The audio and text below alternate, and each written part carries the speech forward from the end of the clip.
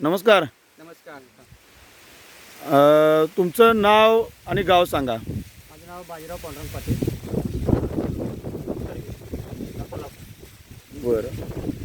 तुम्ही ही जी G P technology हरित क्रांती संस्थेचे जे जे काय टेक्निक आहे हे तुम्ही कोणत्या पिकासाठी वापरलं? तो वांग्याच्या पिकासाठी वापरलेला आहे, 4 महिन्याच्या पिकासाठी.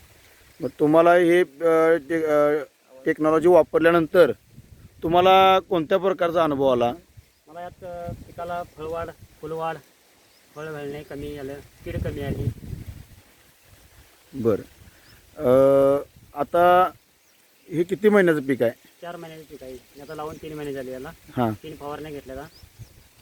3 फवारण्या घेतल्या काय?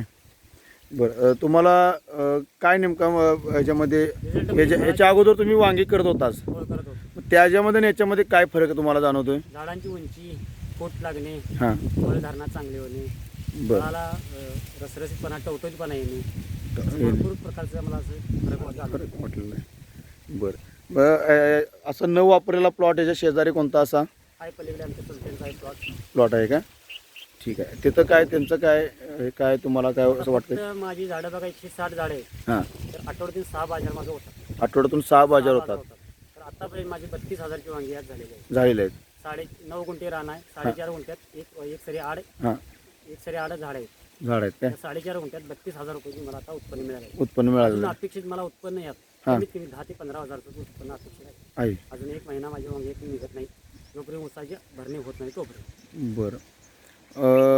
तुम्ही हे टेक्नॉलॉजी वापरून समाधानी आहात? हो, भरपूर खूप समाधान आहे. मग तुम्ही इतर शेतकऱ्यांना काय संदेश देऊ इच्छिता?